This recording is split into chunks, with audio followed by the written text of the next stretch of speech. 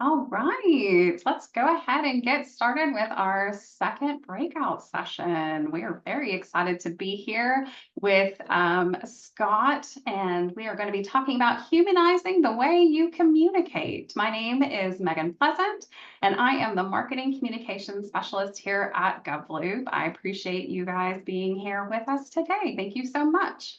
Let's get into a brief recap of today's session and what you'll be learning. You're going to learn how self-awareness helps you recognize blind spots in your communication, how meaningful language makes your message easier to act on, and how predictive intelligence prevents confusion before it slows progress. With these approaches, you'll see how clear communication creates stronger teams and more trusted outcomes for the public. I know you guys are excited to hear about that, but we have a few reminders that we need to go over first before we dive right in.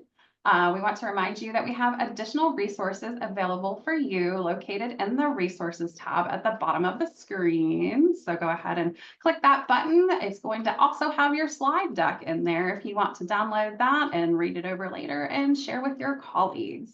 If you are in need of the closed captioning feature, look for the show captions icon along the bottom of your screen. It is possible that you could have technical difficulties. We hope you don't, but if you do, not to worry. Send us a message to the Q&A tab, and my colleague Jessica will get your questions answered and hopefully get you back on track there. In that same Q&A portal, you can ask our expert questions, which we highly encourage. We want this to be an interactive session, so drop them in whenever you feel like it. We also have an open chat available for you today. Don't be shy. We want to hear from you. You can interact with the other attendees. We definitely want to have a good conversation. If you miss anything, don't worry. We're going to email you a link to the entire event tomorrow. It's going to be sent directly to your inbox. So let's chat about CPE credits for just a minute here. We're going to give out 1 CPE credit for your participation in today's session. There are 3 things you need to do, so be sure to tackle those. Stay and participate for the whole session. We know you're going to do that anyway, so that's an easy checkbox. Take all of the polls as we put them up and fill out the post-CPE evaluation to obtain that credit. You did everything you need to do. Don't forget to get your credit. You've earned it. The polls will appear on your screen as a pop-out. Just select the response and click submit to send your answer. Easy as that. You'll also find the CPE evaluation in the resource model on the console or at the resource center in the main event. So there's a couple of places for you to find that. All of the CPEs will be emailed directly to you once we confirm you have met all the requirements. All right, well, I am done with my little spiel here. So I'm going to hand it over to Scott Murray. He's the co-founder of Human Content Works. And with that, Scott, take it away. The floor is yours. Well, thank you so much, Megan and Jessica, for giving me the opportunity to be here today. And it's just great to be with all of you today as well. I hope the summit's been very informative and very engaging, and I hope to add to that today. A little quick notes about me. Obviously the most boring part of the presentation, but I just wanted to at least touch base on kind of where I'm coming from. I've spent over 20 years in communication, media, and marketing, and pretty consistently across multiple industries, audiences, and businesses. So it kind of sets up, where I've been able to not only touch on communication from the audience side, but also the internal sides of things. And I've also managed to spend a lot of time in recent years really expanding my study in communication, because as we've heard so much about humanizing content and how more human we have to be in our communication, both from a company culture standpoint, but also even external communications. And most of my experience, that's been content in a marketing sense, but I've learned over time that applies for crisis communications and other types of communications with external stakeholders. And now I've really focused on communication, because as I get into humanized communication and what works and how people interpret things, then I start learning, really communication tends to be kind of where the disconnects are taking place. And we'll get a little more into that here shortly. But it's been consistent through blogs, social media, email, print, video, podcast, even face to face. So I think you're going to find it interesting just how many different areas just the fundamentals of communication come into play. But the more interesting thing about my background might be my three four-legged kids. And I named them all after pop culture references, which is really relevant today because I'm going to use pop culture a lot in our discussion. So if you're a pop culture junkie, you're probably like me, you're probably going to like a lot of the connections that are made. But we have Kenobi up there in the upper left-hand corner. You probably know that name from Star Wars. And then we have the corgi to the right. That's Jaina. And Jaina actually could have been a Star Wars name, but it's actually Jaina Proudmoore from World of Warcraft. So if you play that, you may know that name. And then Goose is our cat. And why did she get that name for a cat? Well, she has walked into our backyard one day and we adopted her. And the day that we had to take her to the vet to make sure she was okay and okay to come into the house, we had to give her a name so they could label her something. And at that time, the Captain Marvel movie was out. And if you know that, you know, Captain Marvel has a cat named Goose. So we just said, how about Goose? That could be male or female. Let's just go with it. But by the time we left, everybody was calling her Goose, so it stuck. So she's named after Captain Marvel's alien cat, basically, but she's really, really sweet. So anyway, um, I want to tie back into kind of what I was touching on earlier. So, you know, I talked about the emphasis of content and marketing, but one of the things that I've noticed over time, as I've noticed all these different challenges happening in different facets of life and business, is we're really, even if I'm talking about content, it's not even a content problem more often than not. Or even if it's a business culture, you know, situation, it may not even really be that that's the problem. More often than not, it's a human problem because some of the things that are happening, we tend to make similar mistakes in other facets of our life. So I could be talking about communication when it comes to external content or internal content or the office. But when we think about some of the things that cause these challenges, a lot of it is things like habituation, how we get stuck in patterns, how we get stuck in automatic ways that we respond and communicate, and we don't slow down and start asking ourselves some questions or just pause to go, okay, let me think about this before I do this or say this. And we just get in these routines on a regular basis that can really impact, obviously, multiple aspects of our lives, including our work. And you know, we take like the Truman Show here. In the first part of the Truman Show, you know, Truman's doing what a lot of us do. He gets up the same way, has the same routine, says things, and goes and does work, comes home, does the same thing over and over again. I've done that. We all do that.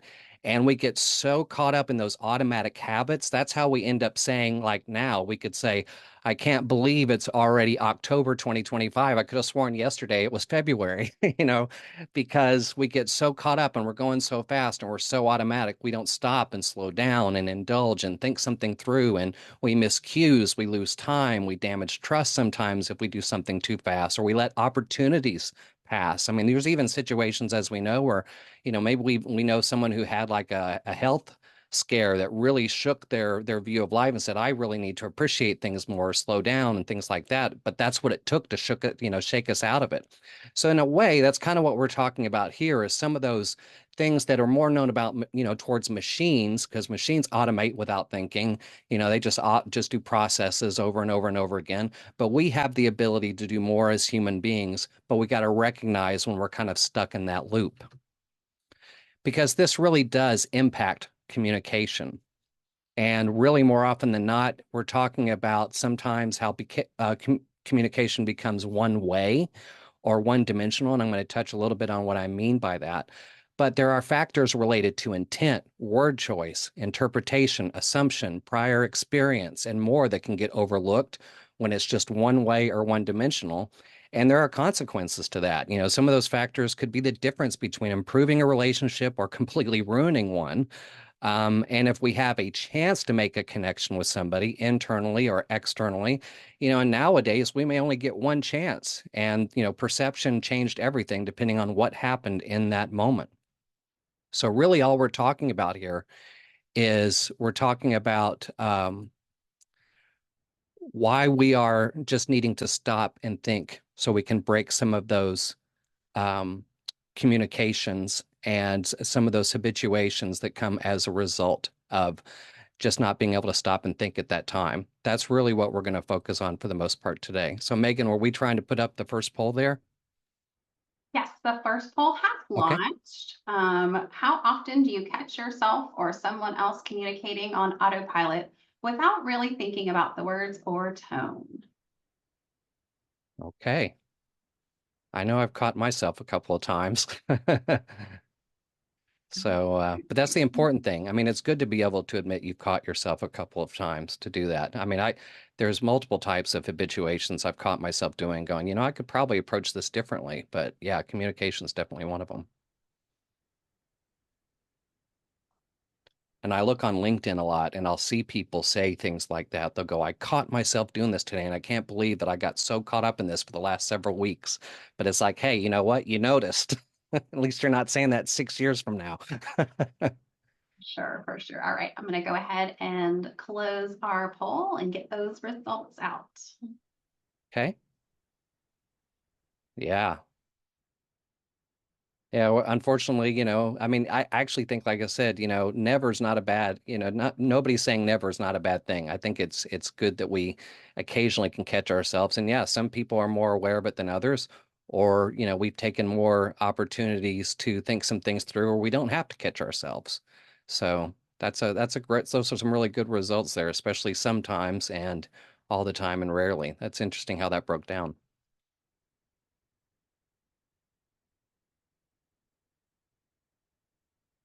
All right, we ready to move forward?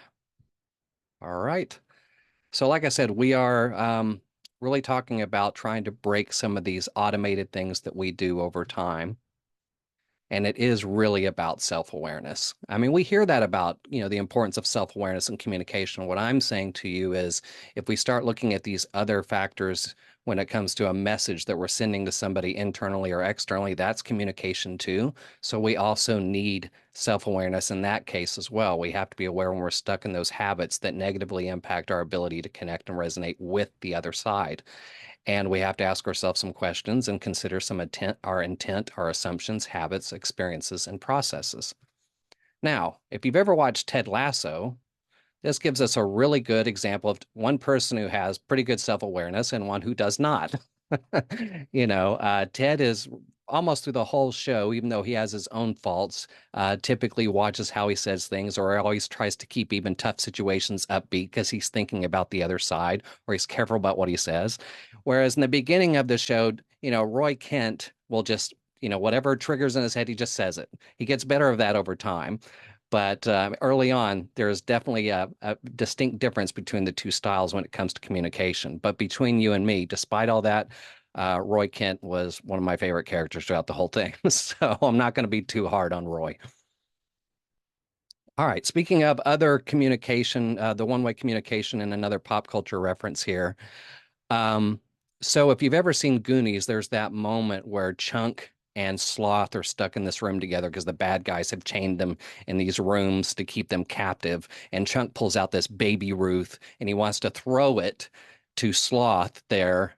But all that ends up happening because he's kind of chained down is he throws it and it hits Sloth in the head and it just hits the ground. Well, when you look at communication theory and how academics look at communication, one-way communication, that's all you're trying to achieve. You're just trying to hit the other person. They don't even have to catch it. They don't have to return it. It's like, okay, it hit them and we're good. We see a lot of social media communications like that. You think that they're just going out there yelling it out and then calling it good. They don't need to hear anything back. They don't know if anybody cared. They just said it. And those can happen on the inside too. You probably had some internal communications that felt like it was an announcement, but you don't get to say your 2 cents worth or any of these other things. That's really what one communication is. There is no goal, even from the communicator, for anything else to happen other than we got it out there, it hit some folks, they saw it good. And really, that's going to happen a lot if we're kind of stuck in our own interests for getting the communication out without thinking about the impact that could have on the longer term or in the bigger picture. And social media is actually a really good example of this, but I want to show you how this this guy turned things around for the Northeast Ohio Regional Sewer District. So they had social media for for the sewer district.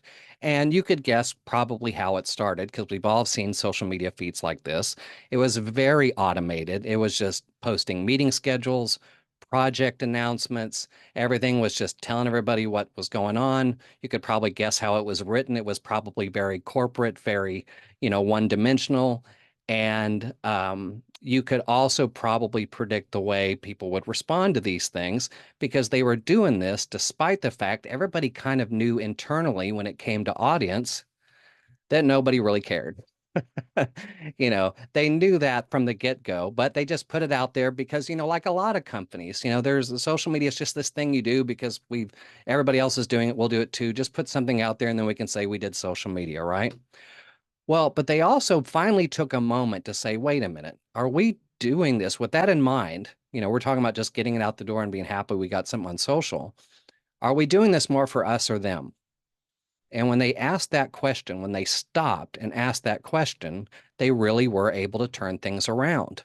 I mean, look at their X profile now, Twitter, obviously for a while there, you know, 58.8 thousand followers. And the game changer was that approach to the communication. One way went to two way. So they realized social media was, after all, conversational, not a broadcast tool. They really were trying to be human focused, not only by approaching it this way, but the language changed. They tried to show, hey, we have people back here that are actually serving you and talking to you back here. It's not just this logo for the district. And John told me that they broke it down into three components: humor, humility, and humanity.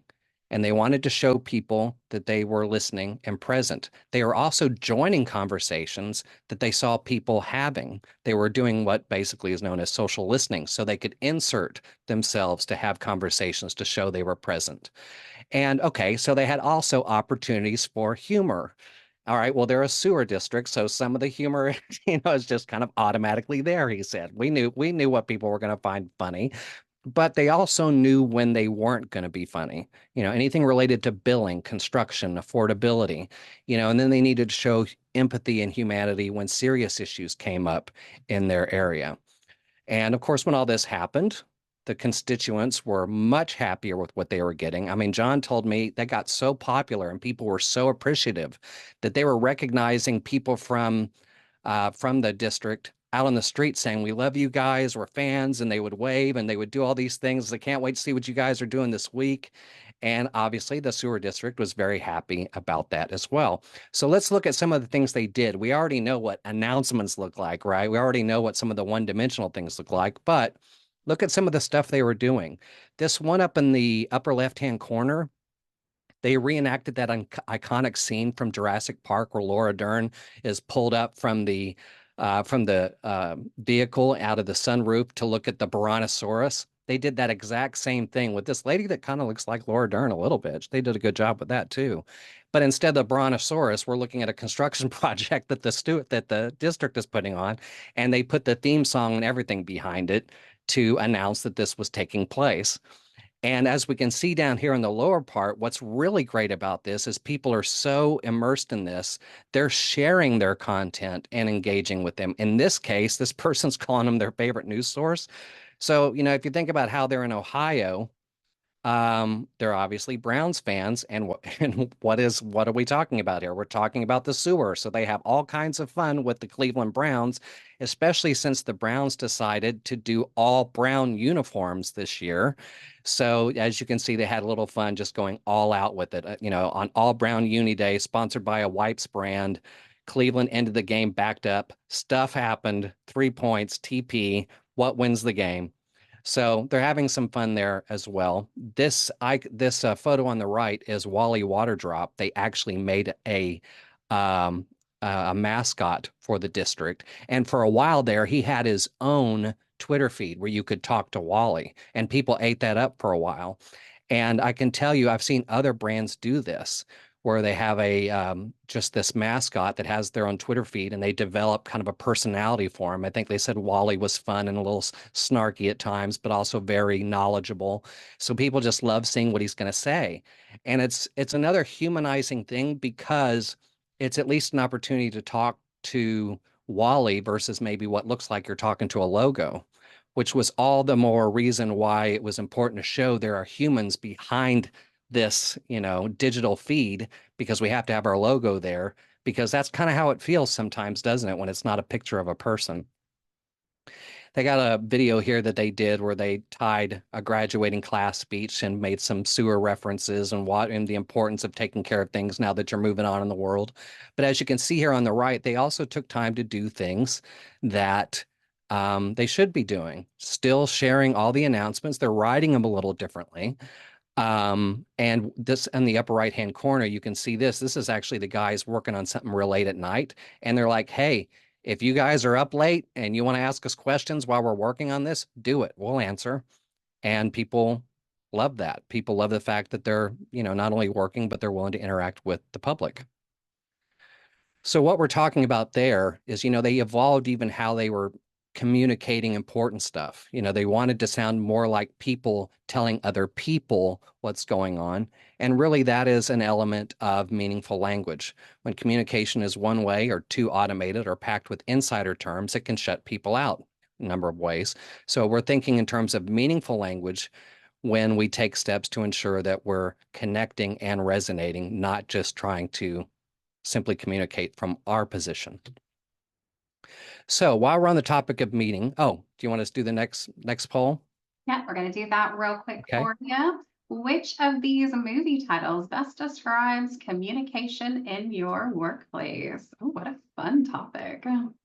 Yeah, we have Lost in Translation, meaning mixed messages, A Quiet Place, so no feedback, no two-way communication, Groundhog Day, same thing over and over again. Watch that first step, it's a doozy. And Inside Out, mixed emotions or poor emotional awareness. I've been in a couple of these, I'll just say. Oh no.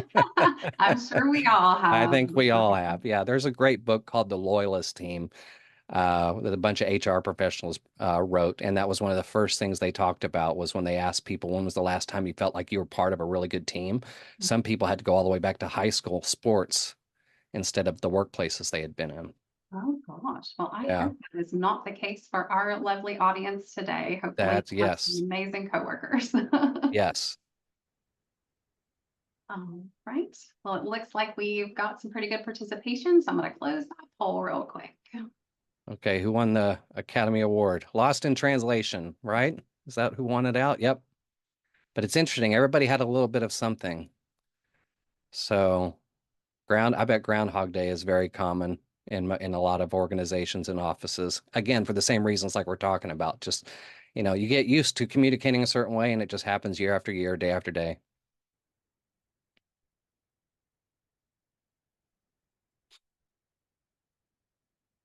Okay. Well, as we are on the topic of meaning, let's talk about acronyms and abbreviations. I'm sure that there are some of you that might be in offices that may use a lot of those. And sometimes just the automatic use of them can cause some challenges for other people that we may want to consider. And this can happen any number of ways. I love this. Have you ever seen Good Morning Vietnam? Robin Williams and Forrest Whitaker here had to deal with a guy that would use things that most people knew. He'd say VP for vice president, VIP for very important person, but then press conference was PC. And that's when Garlic has to lean over to Adrian Cronauer and go, PC is press conference. I don't know why he does it, but it is. And then we get this great line from Robin when he demonstrates the absurdity of all the different ways that all these things would be tied together. So he says, seeing as how the VP is such a VIP, shouldn't we keep the PC on the QT? Because if it leaks to the VC, we could end up MIA and we'd all be put on KP. So, yeah, so a lot of things. But what I like about this is the PC part, because again, there might be some internal abbreviations that everybody knows, and then there's ones that somebody just uses on their own that somebody may not pick up on what it means. In fact, my wife had this happen a couple of weeks ago. She's been at this company for 8 years, and she's also a senior director, and she had someone recently send her an email that ended with, "Please show me the results LTM." And she's like, what is LTM?" And she said, "I'm a senior director. I've been here 8 years and I felt dumb. And I was going to have to write this guy back and say, what is that?" And it means last 12 months. And so all I could think about was Office Space, and having Peter go in there. Has anyone ever said to you, "Please show me results LTM"?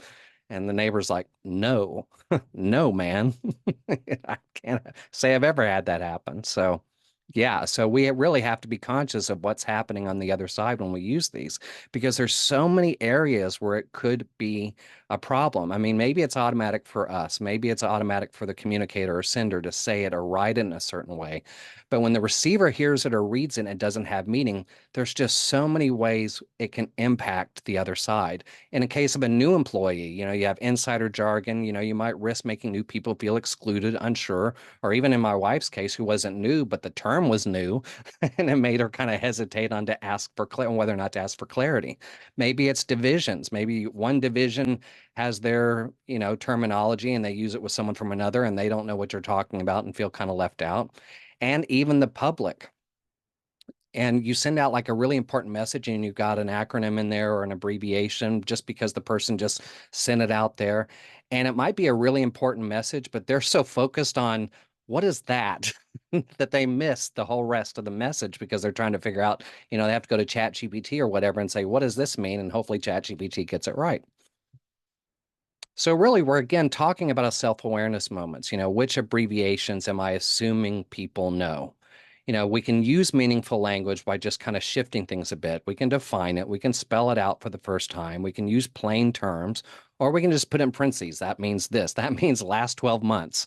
But, at that stage, why even use it? Unless you're basically warning them, I'm going to be saying LTM from now on. So now you know what it is, right? So if we just put people in theirs, put ourselves in the other person's shoes, which there's just so much in relation to content and any form of communication around content, where we get so comfortable sending things out. We're so focused on the publishing, we're not taking enough time to think, okay, how is the other person going to respond to this? And there are ways we can learn that and better inform ourselves, and we're going to touch on that in a little bit too, because we're going to talk about predictive intelligence. So this is really how much can we learn about the people we're going to be communicating with ahead of time? And sometimes it doesn't need to be deep research or whatnot. Sometimes we can say, if I'm looking at this, how would I react to it? Would this mean anything to me? I'm sure that's probably what John Gonzalez did at the sewer district. If I'm in front of Twitter and this came up, would I care? Would I engage with it? No. Then why are we doing it? Right. But there are things we can do to learn more about our audience so we can maybe predict how we need to approach certain communications with them.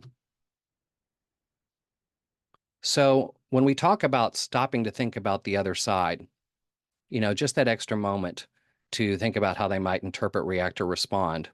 Again, we saw this happen with the sewer case because their external communications weren't considering the audience. And once they changed that, everything improved. But when we talk about considering experiences, what does that mean? Well, maybe you have somebody new come up into the organization and you're having a meeting and you're conducting the meeting and everybody's interjecting like they always do. Again, we're all kind of automated in that process, but this person's really quiet. And it might be easier to say, well, maybe it's because they're new. Maybe, we're kind of writing the story without evidence. There's a really good book called Crucial Conversations that talks about the human tendency to just say, well, we'll approach it this way because we're basically deciding this is what's happening. But it could also be a situation, we were talking about different work environments. Maybe they came from a toxic workplace or speaking up at the wrong time had repercussions and they're just a little gun shy about saying anything. And the only way we're going to know that is by getting to know them and their past experiences and what's causing them to interact or not interact in a certain way. And then we talk about our automated habits, our comfort zones with words, responses, and language might cause people, you know, to react in certain ways because we haven't done enough to think about them. Now, we can learn a little more about them. In fact, I will tell you, my wife does this, and it's made a tremendous amount of meaning to her work as a senior manager because she'll have those conversations just, where they talk and get to know each other. get to know how they think. We talk about neurodiversity a lot now, and I've been in environments where everybody just expects, the manager expects everybody to think and process information the same way, and it just can't work that way. But because she's taken a moment to just talk about them, their passions, and how they think and process, she can tell you anything you want to know right now about her team and how they process information and who's going to be strong here and there, all because she took time to learn about them. She also knows this when she communicates with them, how they're going to respond or how she needs to word things because she's gotten a chance to know them. Because you learn their communication styles, you can learn things about their work experience, as we mentioned, but we can also learn about their passions, and people who've done that have been able to really maximize, a project or a team effort because they know everybody's strengths. So taking time to talk to team members is huge.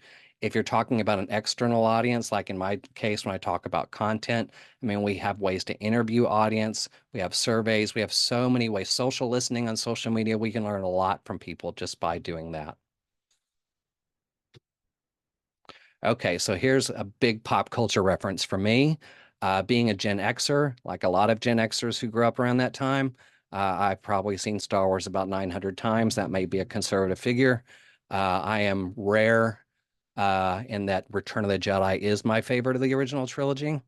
So when I saw this meme on the left, I read that top part, that good, good. And then when I got to the bottom, I was like, holy crap. Yes, I read it in his voice. I read, good, good. You read this in my voice. I was like, yes, I did. And then this one on the right made it even worse because this really taps into how many times I've seen the movie because I know what line this is referencing, and I know how the Emperor says this line. But I love the fact that since I have gone to McDonald's many times, as I'm sure maybe you have, and the machine's not working, I could totally hear Emperor Palpatine say, I'm afraid the ice cream machine will be quite inoperable when your friends arrive. I could totally hear him say that. And why am I sharing this outside of just showing my Star Wars fandom? There is a point because this is neuroscience. We become so familiar with a voice, we'll suddenly start reading things in that voice. And sometimes it doesn't even have to be a known voice, because I've shown marketers how sometimes when you get that spammy email in your inbox, from somebody selling you something, and it's literally, when you look at how it's written, it could totally be the script for an infomercial. And you could totally be reading that in your head like Billy Mays, or like a typical infomercial voice because you've heard it and seen it so many times and they're using that language, right? So it's really kind of important to point out because I'm serious. That it shows that people, when they have that voice familiarity or they can trigger something, they'll read copy in a certain voice. And when we start talking about communications where we're putting a lot of power into the voice of words where you can't hear our tone, we have no nonverbal communication with it. It's just words. We may think it sounds this way, but they think it sounds this way, depending on how they read it. And maybe you've been in an office where you have a coworker or something who always sounds angry, kind of like Mr. Shirley from Christmas Vacation, or just really almost any Brian Doyle Murray character. He always kind of sounds angry, even when he's talking normal. If you know that voice, and I mean, I know I've had this happen where almost everything they sound is angry. They could write something very simple, and you read it in that voice. So, sometimes that tone or sound to others in the office could play a role, even if it's in DMs or emails. It's just something to be kind of conscious of because I think if we start thinking in terms of how words can be read this way, it can play a huge role in some of our word choices. But what I'm going to show you here in a little bit is even the most commonly written words can sometimes be misheard or misunderstood. This is a Reddit user I saw that I thought this was a really good example. He says, I never have a problem speaking to somebody in person, but in texts and emails, I sometimes come off as you're just going to figure out whatever you want to put words you want to put there. And it's interesting because he said, I have my wife and sometimes coworkers read my emails before I send them, which is really interesting. But I will tell you, my wife is also a very direct person. She's very empathetic, but when she's writing something, she wants to make sure she maintains it. And because she's got me, she'll sometimes have me come in and go, does this sound too sharp? Because I don't want this to be too sharp. Or does this sound pushy? I want to make sure I'm not coming off this way. So she's self-aware. So, and maybe you can have somebody else look at copy for anything and have somebody look at it. I mean, even from a marketing standpoint, when I talk about social media or anything else, I say put that in front of some of the people in the audience and have them be in the audience's shoes, or have somebody at work and have them put themselves in the audience shoes. Say, would this mean anything to you? Would this come off this way? It can really go a long way. Because I've seen stories about even something like this, where they go to their desk and their boss, who just wanted to write something real quick and get it out the door. And this is what it says: We need to talk. Come see me at 11 a.m. There's all kinds of voice tones we could put with that, but just the fact that it says we need to talk, in what universe is we need to talk ever usually considered to be a positive thing, right? But people have told this very story, and it's because the person who sent it, maybe a boss, was just trying to, in their mind, they know it's not anything serious or bad, so they just write that and send it off. The problem is, what if he sends this at 8 o'clock in the morning, and for the next 2 hours, you're like this because you're thinking, holy crap, what does he need to talk to me about? All it said was we need to talk. Well, what we're doing here is our brain, and this is what the boss has to consider, or whoever's sending an email like this has to consider. Our brain is filling in the gaps. That's what humans do. It's already trying to make sense as, well, why did he just say we need to talk? Well, it's really easy to jump to the negative, isn't it? Maybe he's not being specifics because it is bad, right? And then they get to the meeting and it turns out he just wanted to talk about this one little thing. So we can add a little bit of context in there to make sure that that isn't misinterpreted just by stopping and thinking about what we're going to send. I'm sure you've probably had situations too, like I've heard people talk about in the office. Sometimes people think they're saving time by just shortening the details and they send it out, but then everybody else doesn't have the context, so everybody starts sending questions back. And then all the time they thought they saved, they're actually using because they're having to answer all those questions for the context that wasn't there. So let me share this with you just to kind of give this another layer of how deep this can go. This is a survey conducted by Babbel, the language learning platform. I looked into this. They did a research with an agency called OnePoll, and they saw things that are happening in internal communications that seem harmless but can get misinterpreted any number of ways. Emojis can be a generational thing. I mean, they don't really phase me, but I guess it depends on the context in which they're used, because younger team members are using them all the time, and older team members are saying, "Goodness, did we have to have the smiley face there?"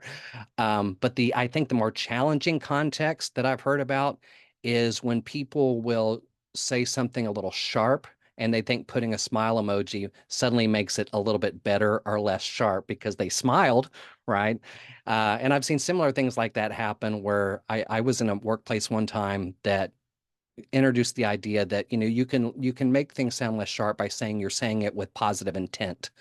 And the problem was there was no context with that. So people were abusing it. So they would just say some really sharp things that were probably not ideal contextually in meetings that got a little heated. And they'd go, but I'm saying this with positive intent, right? It's almost the same thing with an emoji that, isn't going to lessen, some of the more sharp things you could possibly say.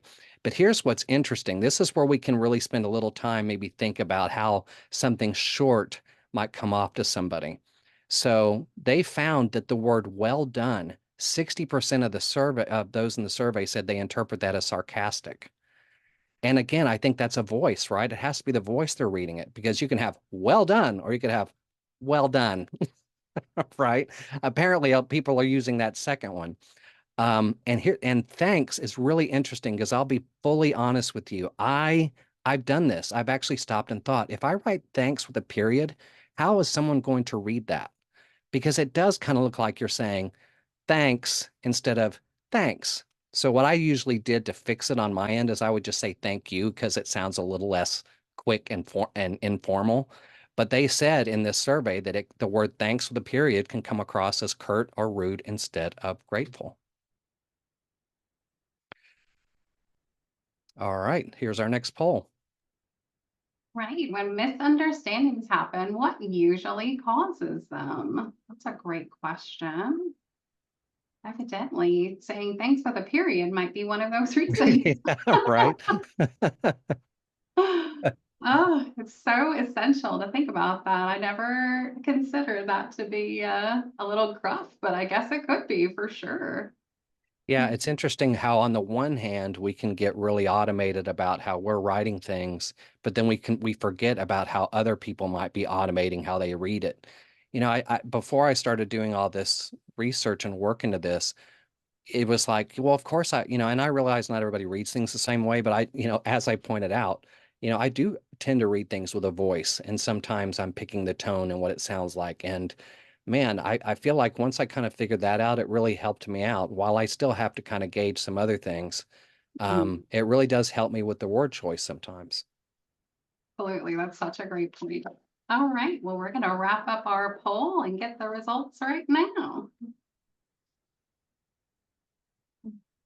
Tone and phrasing. Yep, and lack of context. I believe it. Yeah, everybody's had a little bit of everything. I mean, this is what I mean about learning about experiences. So we have people who are sharing these, and if the internal groups that are communicating learned, hey, I need a little more context, or when I hear this, I think this. Everybody kind of learning about that could really go a long way to improving what's happening, whether it's where you work now or maybe where you worked before.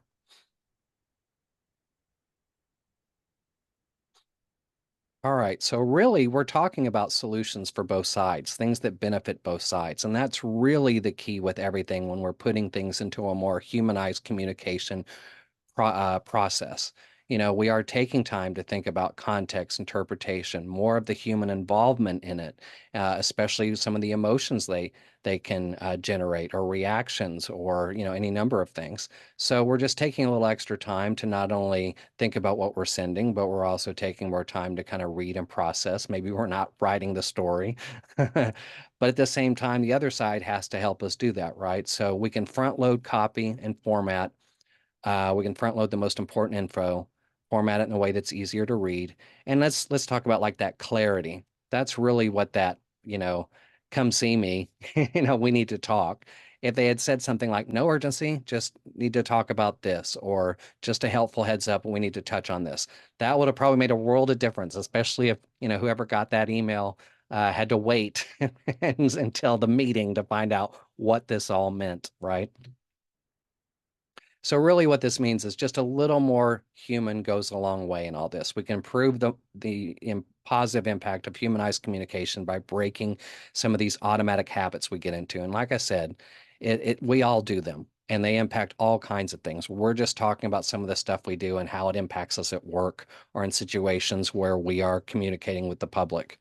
It's human. It's not to really criticize anything, but what we're doing to become better humans is we're just being a little more aware of three core areas. We're talking about self-awareness, recognizing, understanding our intent. Why am I doing it this way? Am I doing this too fast?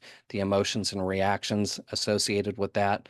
Before communicating, we're thinking about the language we're using, how that might mean something or not mean something to everybody else. It might mean something to you, or you might say, well, I already know this, so I don't need to say these other things. And then predictive intelligence is really something I think really drives the other two things, because we're anticipating how our words will land because we've taken more time to get to know the other side. And that always benefits us, because I think when we get those communications, there's probably been times where they'd go, gosh, I wish they would know a little more about me before sending this. So it's a very do unto others type approach to things. And that is my presentation, folks. That is my website. And I am very active on LinkedIn, always talking with people.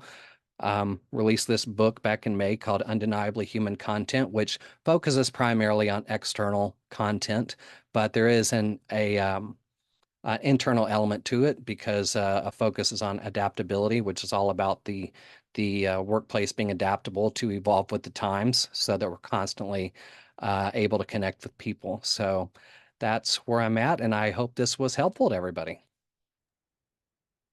That's wonderful, Scott. Thank you so much for coming in here and My sharing your pleasure. insights. Very much appreciated. We still have a few more minutes. If anybody wants to drop a question into the chat, we have time for that. Okay. But I would love to get, if someone can take away just one thing from this presentation, what is your top takeaway that they should leave with and maybe even share with their coworkers? I could I say it's like one and one A? Of course. Um, I mean, really, it's kind of like when at the very beginning that, it's so easy to say this is and sometimes it makes sense if you say something's a content problem, marketing problem, business problem. But, when we can recognize we're really just breaking things down into human behaviors. There's so many things when it comes to how the workplace changes or how content changes. Back when the internet really started, I was one of those people, I'm dating myself again, but why stop? Uh, you know, I've had a chance to see traditional marketing have to adjust to digital marketing, and we had to do all this research and testing and figure all this stuff out. But when we look at how the audience, a lot of times, and people, when it comes to, MIT talking about broken culture syndrome, or consumers talking about how we want brands to show their humanity, build relationships with us.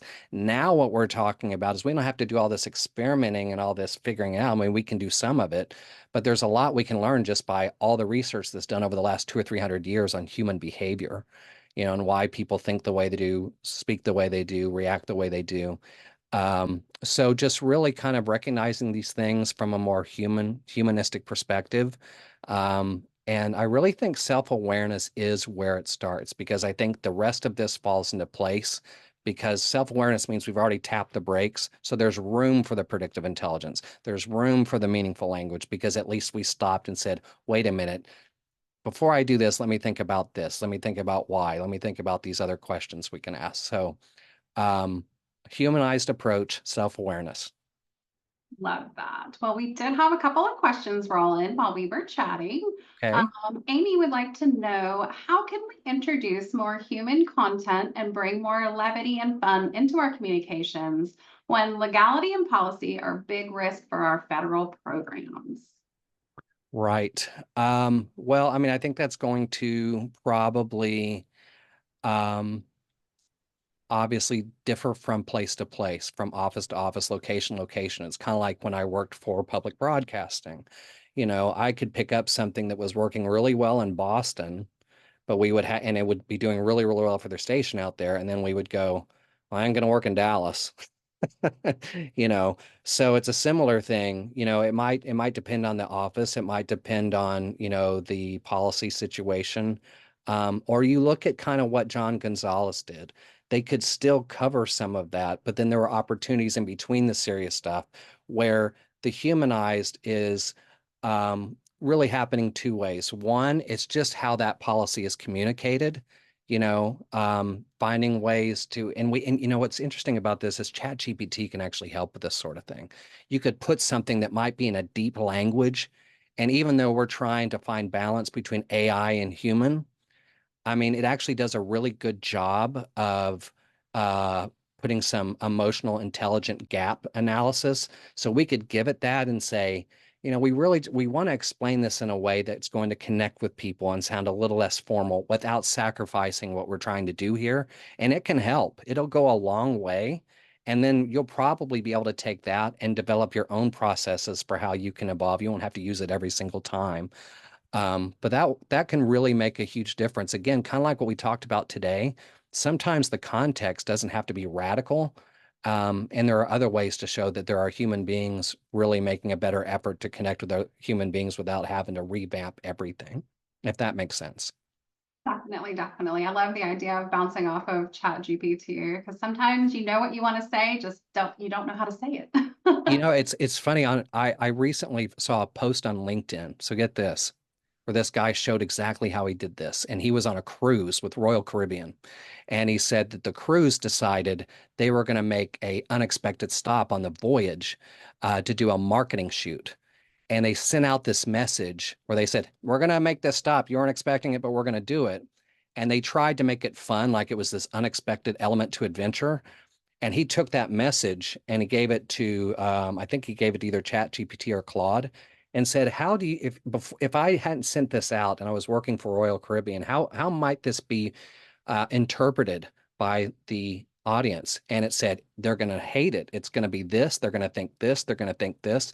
And then when he went back and looked at the comments from people who went online to talk about this, AI was right. All the things they said, they were going to react to that message angrily because of the emotional intelligence that was missing. It hit it right on the nose how people were going to respond due to the lack of framing to really be a little more empathetic to people who weren't expecting this stop. So it was interesting. Yeah, that is a harsh reminder.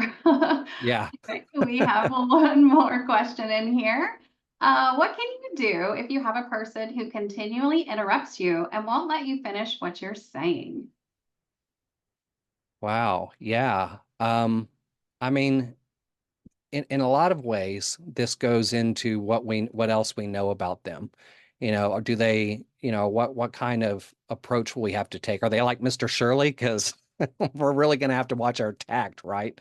But I mean, I don't think there's anything wrong with saying, hey, having a conversation with them, just and finding a way to be able to say, I want to be able to sure that I get my thought in just like you are, are able to get your your thoughts in, just so we can have equal ground and a meaningful conversation. I mean, you may have to kind of determine the best way based on what you know of them. See, I don't know them, but I can say, there might be some sort of plan there to be able to just say, hey, I've noticed this thing and I'm not criticizing. I'm just saying that, I want to have some more opportunities to have a good productive conversation with you. And I think you should be able to do that, but how you do it might depend on the other person. And they may be going, yeah, you might be surprised. They may go, yeah, I do that with everybody, and I'm really trying to watch it. So thanks. So that could be possible. Absolutely. Well, thank you, Roxanne, for that We're not question. married. Oh, Or you can say that, amazing. might get a laugh Or- too. Yeah, there you go. All right, we got one more question in here from Yolanda. Do you think that personality assessments play a role in all of this? Things like DISC. Yes. And what's kind of interesting, Yolanda, is I feel like there are more and more, really good tests to go out there and find. Well, I don't like to say, I mean, not test. That sounds like you're being tested for something. I need to watch my word choice. Where it's, evaluations where we're learning something. I mean, it's a way to learn about people. We were talking about predictive intelligence. I actually worked somewhere one time where they had a guy that came in and it was very much like a Myers-Briggs thing. And we had to answer these questions. And the original idea was, the guy running the company would learn all about us and it was going to be this thing that was going to help us all work collectively. But unfortunately, in that case, leadership just thought everybody would take what they learned and ran with it, and nothing really ever changed. So there has to be a plan after the fact. But I mean, we have strengths finders now. We have other variations of strengths finders that can be very, very helpful for that sort of thing. Now that more companies are focusing on the importance of engagement and retention and communication and neurodiversity, there's probably all kinds of very similar things out there, depending on where your office wants to focus. But yeah, I mean, anything you can learn, because that kind of goes back to how do they process information? Are they creative? Are they left brain? Are they right brain? And yeah, I think that would help inform any number of things, even beyond communication, as far as just the makeup of what you have working for you.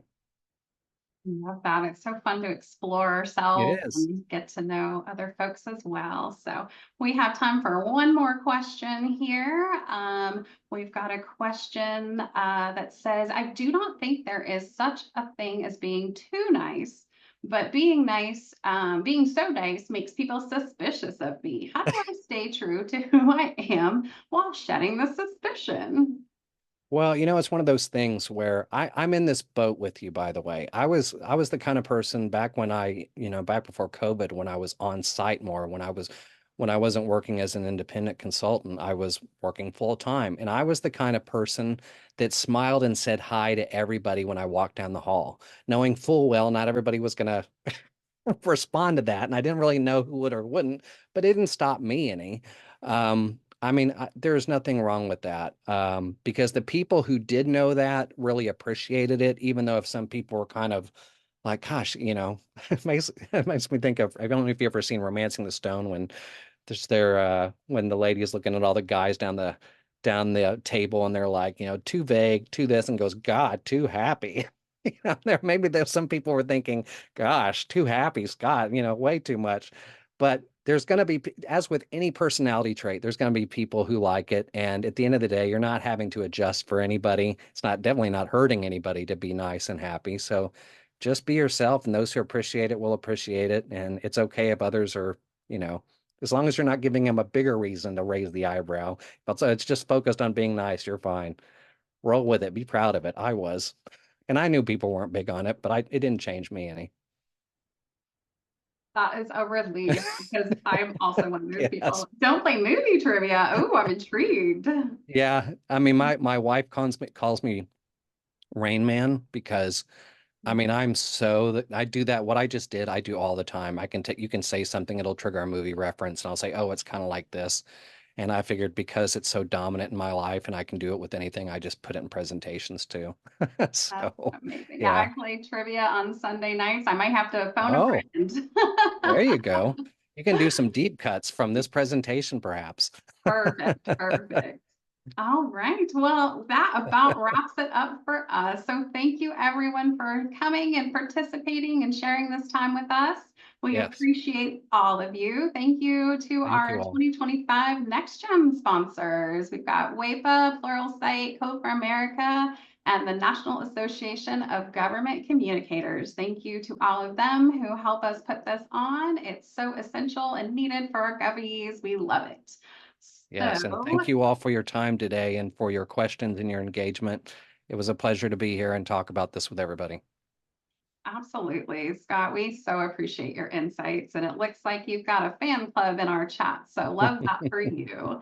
We do Fan have of a them. few quick reminders before we log off. Don't forget to fill out your CPE evaluation to get your credit. You stayed the whole time, you did all the things. So get that credit. And if you haven't already, head over to the exhibit hall to check out all of our booths. They've got good resources, cool people to chat with. So make sure to take advantage of that.